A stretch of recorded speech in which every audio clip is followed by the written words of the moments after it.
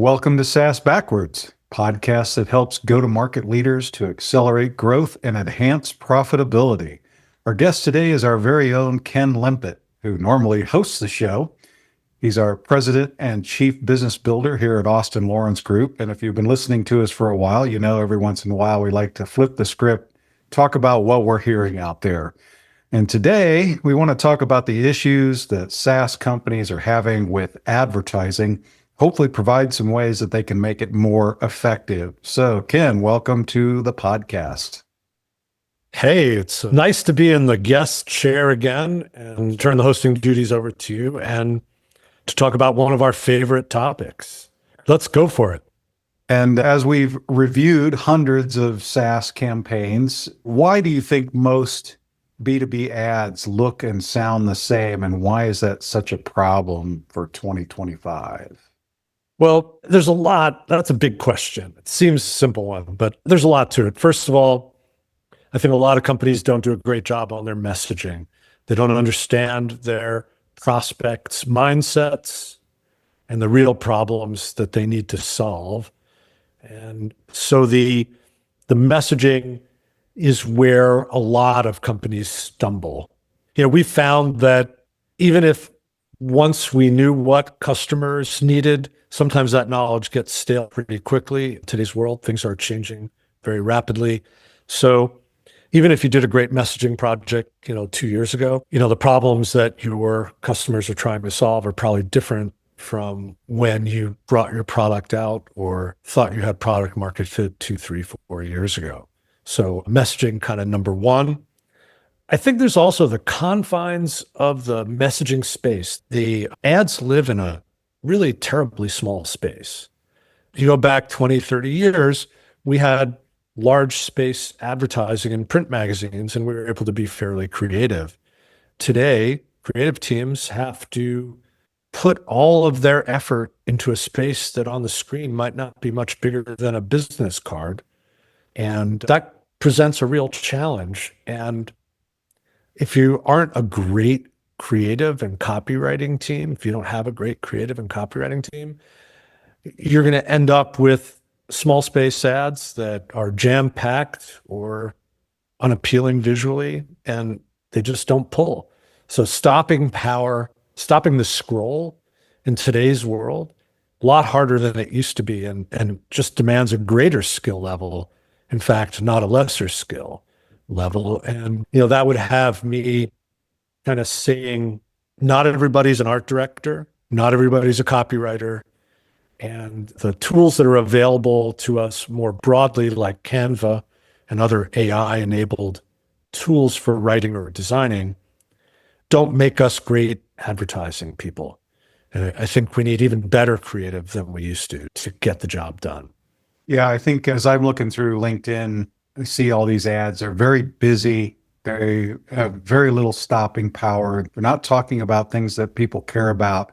And I think that they're getting lost trying to put too much into those ads, and they need to think about one singular problem that they are wanting to talk about and deal with the tearing down the ways that people try to solve that problem. Leave that for the landing page or your homepage or the website or whatever that is. But your job in the ad, especially on LinkedIn, is to stop that scroll and attract the people that agree with the problem statement. So if you're not putting out a problem statement, you're going to miss people right there.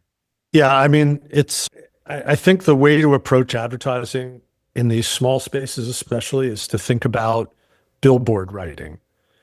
What are the best billboards you've ever seen? And take inspiration from those. My favorite is Safelite Auto Glass, and they actually use their vans, their legion of vans, as part of their out-of-home advertising media. And they have copywriting on the back of their vans that I love, and it goes like this. It says, "Nice windshield, period. Let us know if things change." So, what was it, 7 or 8 words? White headline on the red background of the back of the van. But it's indicative of the kind of style that we need to adopt when we're writing advertising for what are effectively small spaces. Well, it has applies the to the billboard. homepage too, right? Sure. I mean, well, we're talking about advertising here, but an advertising needs to lead us, like an advertisement online needs to lead us somewhere. So the hero image of wherever we go has to reinforce that message, build on the problem agreement that we're trying to generate, and get people engaged in the content that you have to offer. So whether it's your homepage, a landing page, even a long form piece of content, blogs, problem agreement, messaging is where it starts, and consistency from one step to the next in your journey as a first time engagement with a brand. It's really important. Get the message, repeat the message, get people to want to dig deeper with you. So that's the goal. So from your perspective, where are these marketing teams going wrong, or where are they often getting their messaging wrong? Is it because of the product, persona, positioning, all of the above? What do you think? So when you see 50 words on a small rectangle ad online or on a LinkedIn ad, you know that there isn't anybody with advertising experience on the team, right? You see type that's, 5 or 6 points on a LinkedIn promotional ad and a lot of it. So what's not happening? We're not hiring people with the skills to do the writing and design. That's a big problem. We're being lulled into the belief, and I believe it's a false sense of security, that if I can find a template for it on Canva, it's going to work. So the first call here is, let's have professionals do the job. And if we're spending 15, 20, 30, or 100,000 a month on advertising, let's invest in the creative, the vehicle that's going to carry your message forward. Again, let's have messaging that resonates. If we're not communicating about problems that our prospects think they have, they're probably going to go right past us. So better customer insight, the knowledge of the customer problem. And then it's a matter of, is the media planning and placement effective? We used to think about, rule of thumb was you needed 3 or 4 impressions of an ad for somebody to remember you as an advertiser and maybe even move to an action. It's probably 30 or 40 or 50 or 100 impressions today. You look at the smart practitioners in media buying, they're flooding your inbox for a reason. There's a reason you see the same ad almost every day, multiple times a day. And it's because it takes many more impressions to break through, and you need to be willing to invest in share of market. So teams underinvest, CEOs, CFOs are not being educated by the marketing teams about what it's really going to take to break through.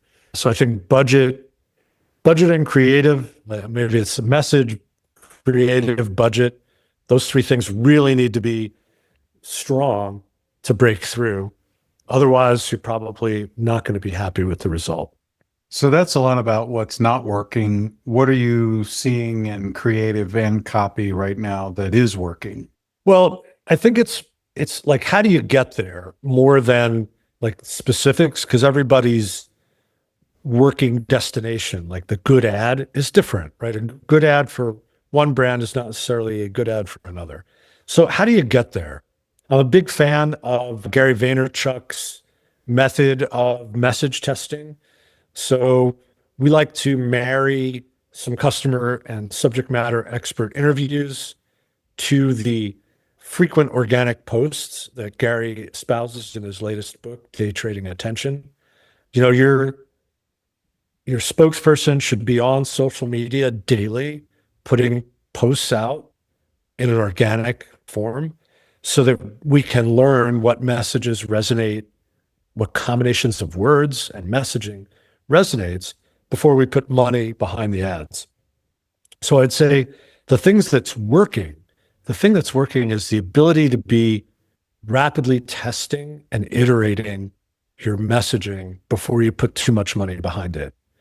So yeah, you need to have an adequate budget, but I think you also have to have confidence that the money you want to lay out is going to yield a result. And a great way to get there is by message testing like for 60 or 90 days before you make big bets. And I really suggest people read Gary's book. It's called Day Trading Attention. Really great mindset for people that want to invest wisely in media in today's world. And with the rising costs per clicks and crowded channels, can performance marketing still deliver for SaaS companies, or are we hitting the limits of ROI and PPC or paid social? So yeah, I think there's clearly a case for paid search. Paid search is very much the bottom of the funnel. So, there's always going to be a limit to who's ready to raise their hand for a demo or want to get into a buying motion. The popular estimate is, call it 3% of your TAM. So there is a ceiling on the effectiveness of pay-per-click at any one point in time to generate opportunity. People still do search. They still do respond to ads. The FTC wouldn't be trying to break up Google's monopoly if it didn't work.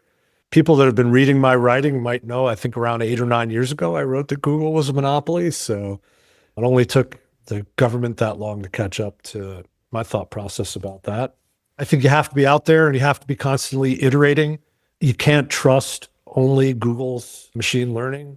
Its only desire is to get you to spend more money. You have to be really careful with this money.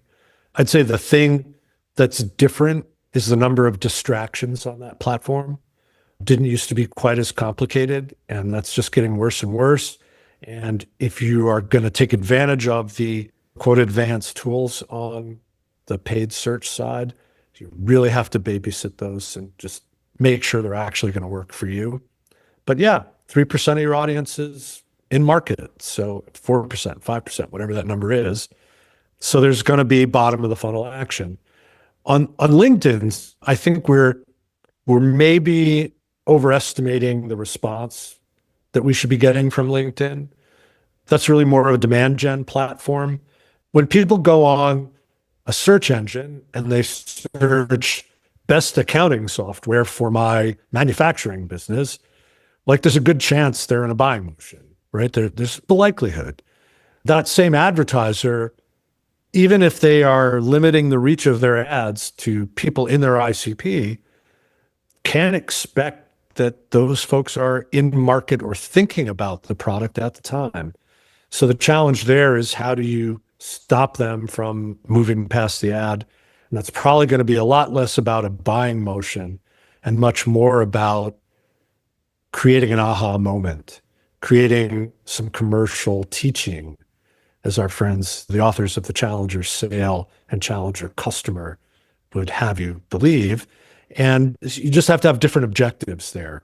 Just because somebody downloads your white paper on LinkedIn doesn't mean an SDR should be racing to call them for a demo.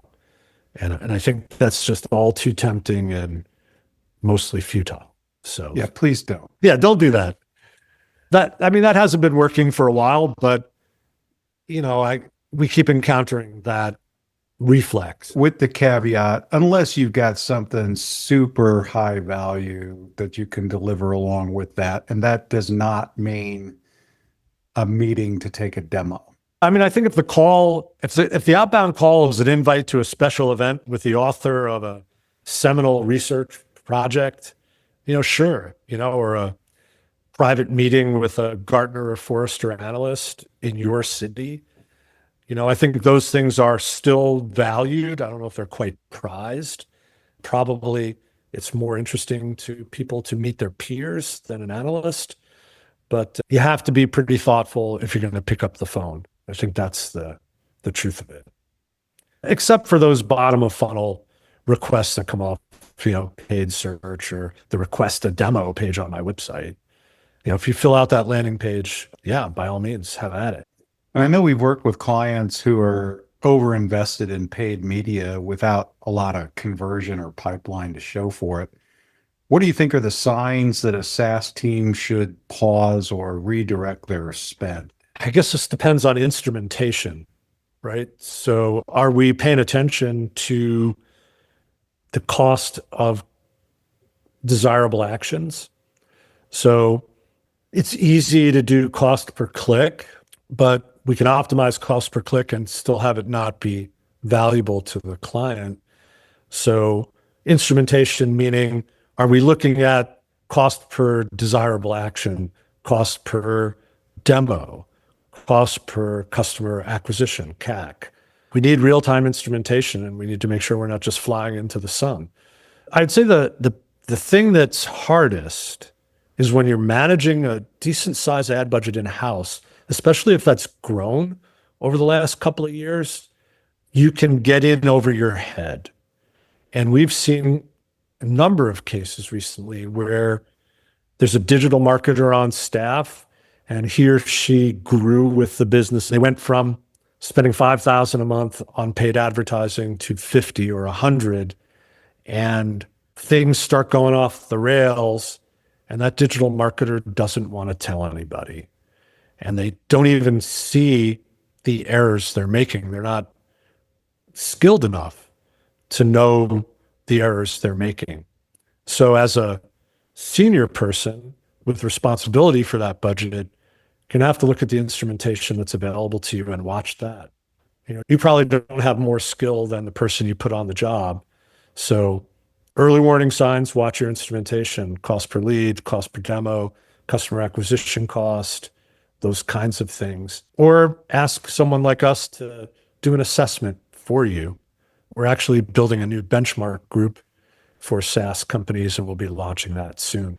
Maybe this is sort of like a pre-announcement, but we'll be launching a benchmark group for SaaS companies that'll allow them to plug in their own numbers, plug in their own advertising systems, and see how they compare on a number of important KPIs. I think there'll be 8 or 10 important KPIs that we're benchmarking there. So if you have doubts, look at your own instrumentation. If that's not enough insight, bring someone like us in. Let us have our skilled ad buyers take a look at what you're doing and give you the thumbs up or thumbs down. Yes, and speaking of benchmarking and data-obsessed marketing organizations, what do you think the right role for creative is, or what's the balance they need to strike between creative and the pressure to hit like short-term metrics? Well, I just want to bring it back to the safe light, the back of the truck. It's really hard to measure sometimes the value of great writing. So it's pretty clear that Safe Light got into my awareness and I remember them. And they didn't really have to spend any media money to do that, though they're a major national advertiser. The first time I really became aware of them again was looking at the back of a van. So what was it? It was great writing.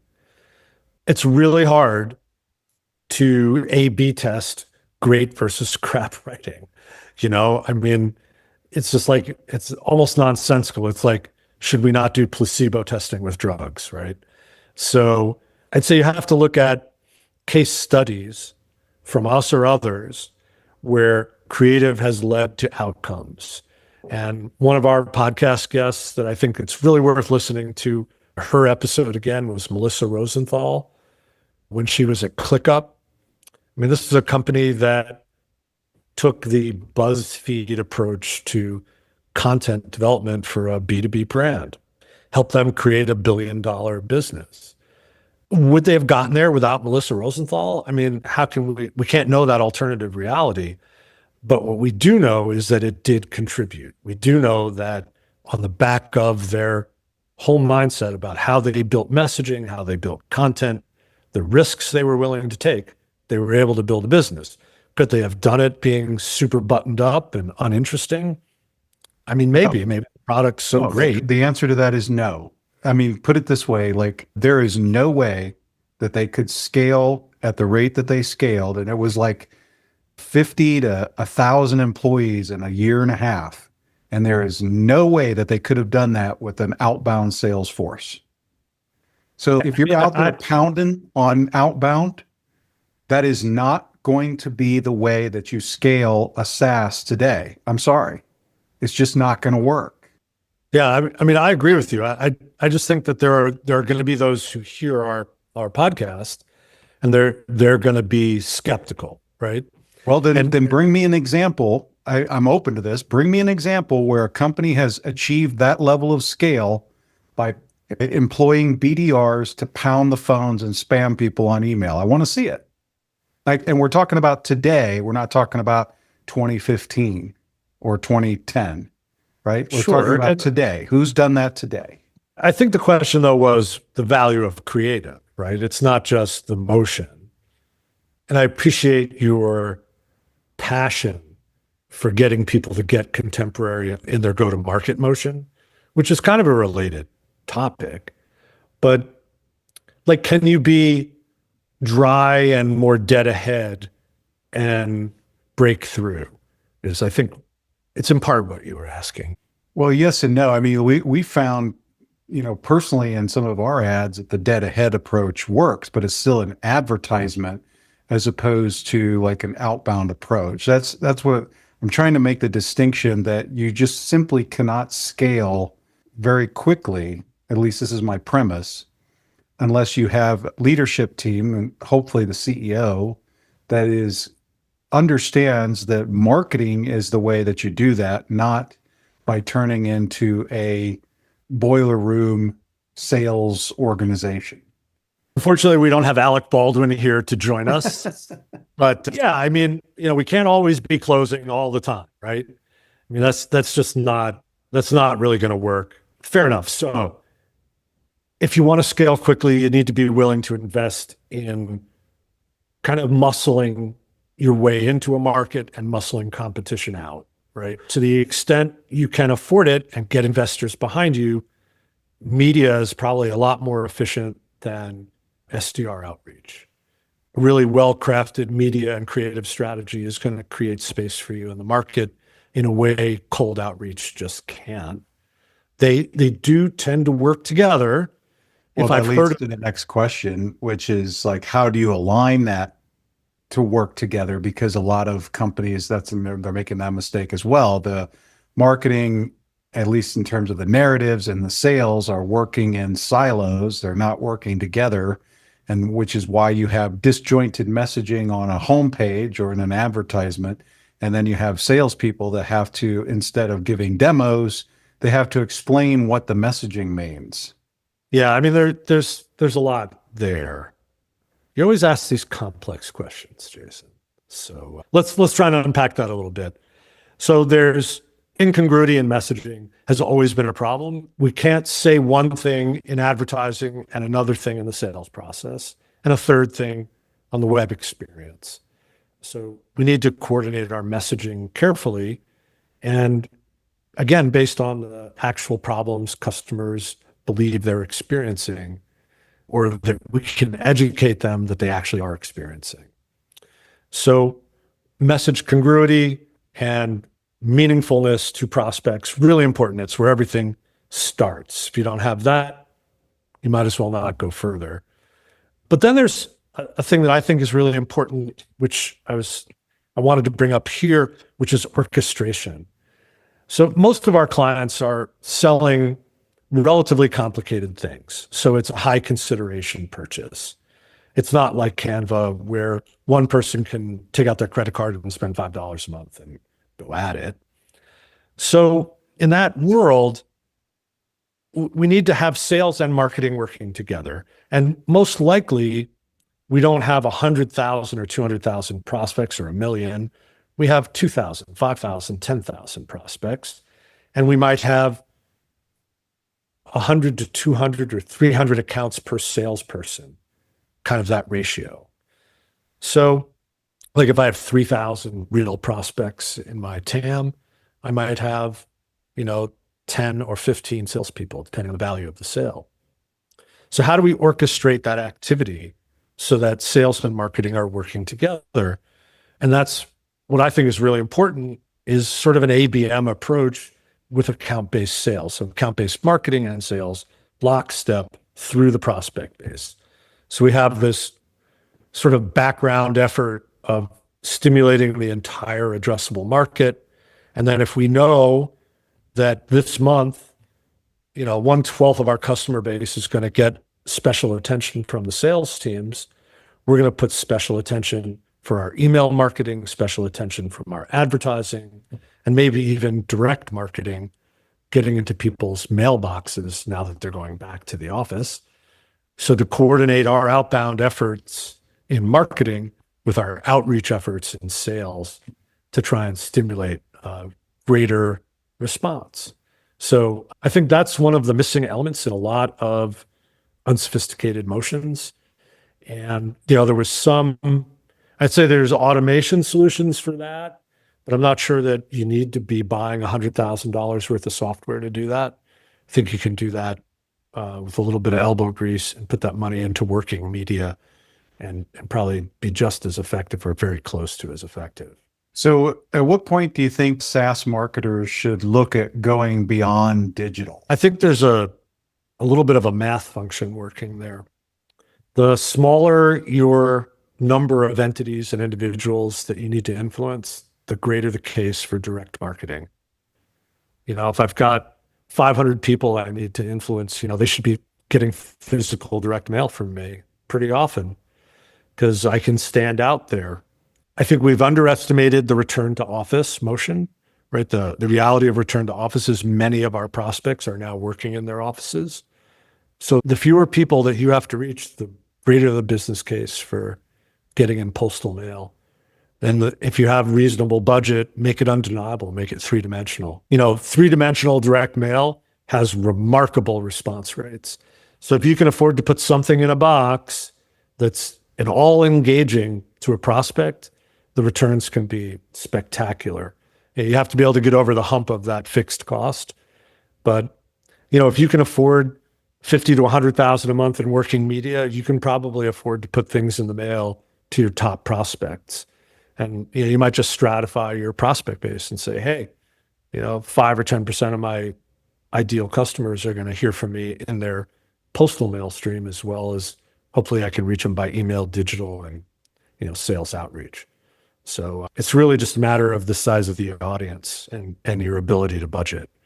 I'd say there's a couple of problems with getting that done.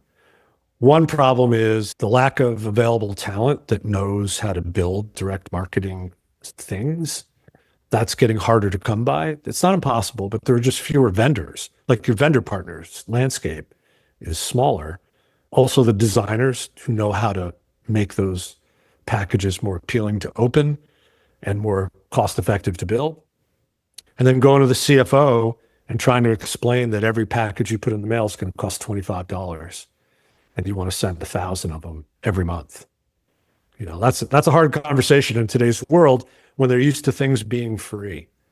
And I think that maybe in 2025 and 2026, people will no longer expect everything to be free. So maybe that conversation will get easier. And to close it out, if you could say one thing to every SaaS revenue leader before they green light another ad budget, what would that be? Call us first. Well, yeah, get some, we do a free messaging review, shame on you for not taking advantage of it. We study this stuff every day, all day. So there's my pitch. Absolutely. Yeah. I mean, hey, take us up on, there's 2 free offers here. One is we'll help you understand if your messaging is on target, if you're doing the work correctly. We're not going to be able to rebuild your messaging in an unpaid assessment, but we'll let you know if you're onto something or not, right? If the messaging makes sense as an outside observer. And that's highly valuable. Everybody who's done that work with us has thought it was really useful. And as I mentioned earlier, this new offer we have of a media buying assessment, your media efficiency, we'll be able to tell pretty quickly if there's, further analysis and if there are problems in the way you're buying media. We'll be able to tell that pretty quickly, put our expert team on that, and also invite you into our benchmark for SaaS firms. I guess the third thing I would say is, assuming you're not going to take us up on those offers, make sure you're confident about the messaging, that you've tested it. Make sure that the creative is built by people that have advertising design experience and copywriting experience. And if you're doing it in-house, be willing to invest in your people, train them. There are great copywriting classes that you can take that can improve the outcome of your creative process internally. We train our own people. So, it's just the same work we do for ourselves. There's on-the-job training and formal training that we provide our own people to make sure that they sharpen the saw. So make sure your people really know what they're doing and they're not just somebody you like that you've put on the business or they've grown beyond their skill set. So keep sharpening the saw. Can't ever stop. Great. Well, that sounds like a good place to land the episode. If people want to get in a hold of you, how should they do that? I'm easy to find on LinkedIn. It's LinkedIn/in/Ken Lempit. My email is kl@austinlawrence.com. Or if you'd like to start with Jason and have him help you dig into your messaging and how advertising and your web experiences are coordinated, I think you should reach out to Jason. He's at jm@austinlawrence.com. If you haven't subscribed to the podcast, please do so wherever podcasts are distributed. If you would like to see rather than listen, you can always find us on the SaaS Backwards channel on YouTube. And thanks so much for listening. You bet. You stole my closing. That's all right. So thanks for being a guest on the podcast. Hey, it's always fun to toot our own horn. Thanks so much, Jason.